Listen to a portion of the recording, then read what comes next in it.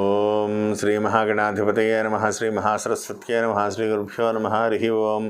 సదాశివసమారంభాం శంకరాచార్యమధ్యమాం అస్మదాచార్యపర్యంతాం వందే గురుపరంపరాం. జై గురుదేవదత్త.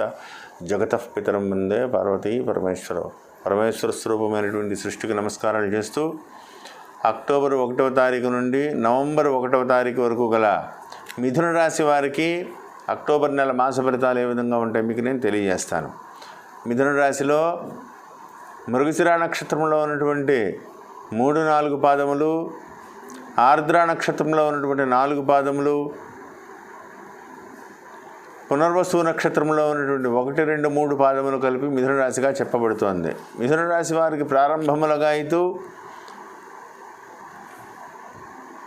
17వ తారీఖు వరకు అర్ధాష్టమ రవి, అదేవిధంగా 21వ తారీఖు వరకు అర్ధాష్టమ కుజుడు, అష్టమ స్థానంలో గురుశనులు, వ్యయమందు రాహువు, షష్ఠ స్థానమందు ఉన్నటువంటి కేతువు ప్రధానమైనటువంటి ఫలితాలన్నీ కూడా నిర్దేశింపబడుతున్నాయి. చాలా జాగ్రత్తగా ఉండవలసినటువంటి మాసము ఈ మాసంగా చెప్పుకోవాలి. అతి జాగ్రత్తగా ఉండవలెను. ఏమాత్రం అశ్రద్ధ చేయవలసినటువంటి అజాగ్రత్తగా ఉండొద్దు. ప్రతి విషయంలోనూ కూడా ఆచితూచి అడుగులు వెయ్యాలి. పెద్దల సలహా లేనిదే ఇంటిలోంచి కాలు కూడా బయట పెట్టవద్దు. ఎందుకంటే వ్యక్తిగత జాతక పరిశీలన ఈ నెలలో చాలా చాలా అవసరము. ఎందువలనంటే గురుడు, శనేశ్వరుడు, కుజుడు, రవి అన్ని గ్రహాలు వ్యతిరేకమైనటువంటి దిశగా ఉన్నాయి. కాబట్టి చాలా వరకు బలమైనటువంటి గ్రహాలన్నీ కూడా, దీర్ఘ సంచారిక గ్రహాలన్నీ కూడా వ్యతిరేకమైనటువంటి స్థానంలో ఉన్నాయి. ఈ నెలంతా కూడా అతి జాగ్రత్తగా ఉండాలని ప్రత్యేకంగా చెప్పదగ్గ సూచన. విద్యార్థులకి ఎంత జాగ్రత్తగా ఉంటే అంత మంచిది. అసలు ఏదైనా కాంపిటేటివ్ ఎగ్జామ్స్ కానీ లేదా ఏదైనా టెస్ట్ల కోసం ప్రత్యేకంగా చదువుకునే వాళ్ళైతే వాయిదా వేసుకోవడం మంచిది. వచ్చే నెలలో పెట్టుకోండి. అనవసరంగా ఈ నెలలో అంటే అపజయాన్ని చవి చూస్తారు. కాంపిటీషన్కి వెళ్ళేటువంటి నెల కాదు. కాబట్టి ఆలోచించి ముఖ్యమైనటువంటి నిర్ణయాలు తీసుకోండి. వాహనం నడిపేటప్పుడు జాగ్రత్త, అతి జాగ్రత్తగా ఉండాలి. వాహన స్థానమందు ఉన్నటువంటి కుజునికి అష్టమ స్థానంలో ఉండేటువంటి గురుదృష్టి పొందడం ఇంకా మైనస్. ఏదైనా ఇబ్బందికరంగా యాక్సిడెంట్స్ అయ్యేటువంటి అవకాశాలు కూడా ఉన్నాయి. అతి జాగ్రత్తగా ఉండండి. ఆరోగ్య విషయంలో జాగ్రత్తగా ఉండండి. ధన సంబంధమైనటువంటి వ్యవహారాలు కూడా చాలా జాగ్రత్తగా ఉండాలి. ఒకళ్ళని కనుక మీరు ఎత్తి చూపిస్తే వాళ్ళందరూ అంటే మీరు ఒక మాట అంటే వాళ్ళు మిమ్మల్ని 10 మాటలు అనేటువంటి అవకాశం ఉంది. కాబట్టి నొప్పించక తానవ్వక అనేటువంటి శాస్త్ర సూక్తిని బట్టి ఒకళ్ళని అనద్దు, ఒకళ్ళతో పడేటువంటి ప్రయత్నం చేయొద్దు. ఎంత జాగ్రత్తగా ఉంటే అంత మంచిది. ధన సంబంధమైనటువంటి వ్యవహారాల్లో కూడా ఎంత జాగ్రత్తగా ఉంటే అంత మంచిది. అపూర్వమైనటువంటి అవకాశాలు కూడా కలిసి వస్తాయి. ఇచ్చిపుచ్చుకునేటువంటి వ్యవహారాలు కూడా కలిసి రావాలి అంటే టైంకి మీరు అపూర్వమైనటువంటి అవకాశాలు అన్నీ ఎంతో పెద్ద పెద్ద అవకాశాలు మీ దగ్గరికి వచ్చేస్తూ ఉంటాయి. తొందరపాటుగా మీరు తీసుకున్నారంటే ఫుల్ఫిల్ చేయలేక వచ్చిన అవకాశం చేజారిపోయి ఈ నెలని మీరు బాగోలేదు కాబట్టి వాయిదా వేసుకోవడం వల్ల అది మీకు మళ్ళీ కలిసి వస్తుంది తప్ప తొందరపాటుగా మీరు కనుక అందులో వేలు పెడితే మధ్యలోనే ఆగిపోయి ధన సంబంధంగా కూడా ఇక్కట్లు పడతారు. నూతన వ్యాపార వ్యవహారాలు ఏవి కూడా ఈ నెలలో ప్రారంభించవద్దు. ప్రతి విషయంలోనూ కూడా జాగ్రత్తగా ఉండాలి. దూర ప్రాంతాలు ప్రయాణించే ముందు జాగ్రత్త. రాత్రిపూట ప్రయాణాలు విరమించుకోండి. మధ్యవర్తిత్వాలు పూర్తిగా విరమించుకోండి. ఈ నెలలో అసలు మీరు షూరిటీ సంతకాలు పెట్టడం కానీ ఇలాంటివి ఏం చేసినా మీ నెత్తిన భారం పడేటువంటి ప్రమాదం ఉంది. కాబట్టి జాగ్రత్తగా ఉండాలి. అంతేకాకుండా తల్లిదండ్రుల ఆరోగ్య విషయంలో కూడా ప్రత్యేకమైనటువంటి శ్రద్ధ వహించవలను. ఎందువల్లంటే మాతృస్థానమందు ఉన్నటువంటి కుజుని యొక్క ప్రభావం వల్ల కానీ, మాతృస్థానం మీద అష్టమంలో ఉన్నటువంటి గురుదృష్టి పడడం వల్ల కానీ, తల్లి ఆరోగ్య విషయంలో కానీ తండ్రి ఆరోగ్య విషయంలో కానీ కొంత ఆందోళన చెందేటువంటి అవకాశం కనబడుతోంది. కాబట్టి జాగ్రత్తగా ఉండాలని ప్రత్యేకంగా చెప్పదగ్గ సూచన.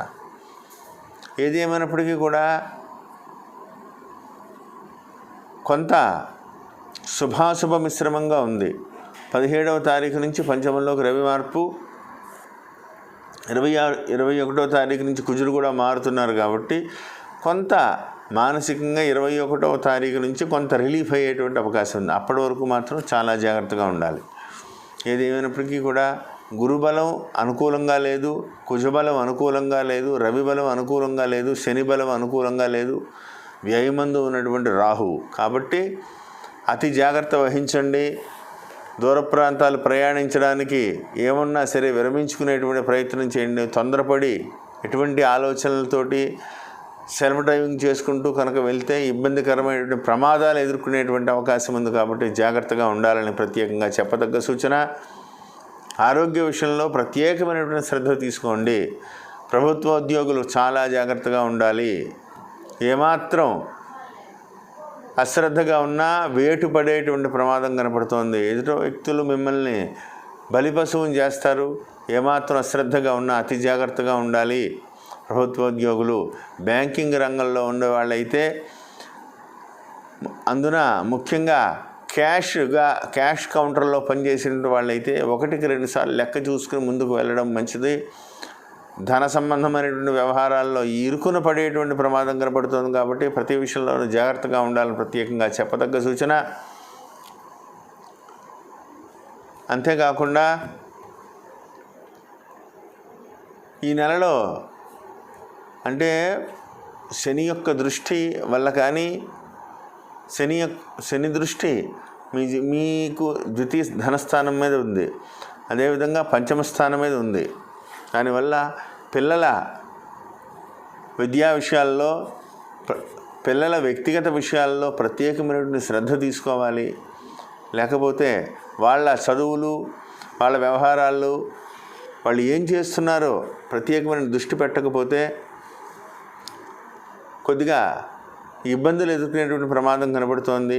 కాబట్టి వాళ్ళ మీద ప్రత్యేకంగా ఒక నిఘాలా పెట్టుకుని వాళ్ళు ఆలోచించి ముందుకు వెళ్తే చాలా మంచిది. తర్వాత అంతేకాకుండా వాళ్ళ వ్యక్తిగత జాతకాలను కూడా ఒకసారి చూపించండి.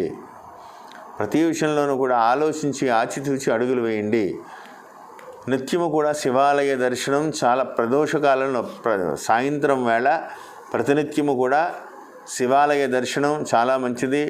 చండీ ప్రదక్షిణ చేయండి, శివాలయ దర్శనాన్ని చేసుకోండి. విశేషంగా మీకు అనుకూలించి గ్రహదోషాలన్నీ కూడా తొలగిపోతాయి. ప్రతినిత్యము కూడా ఇంట్లో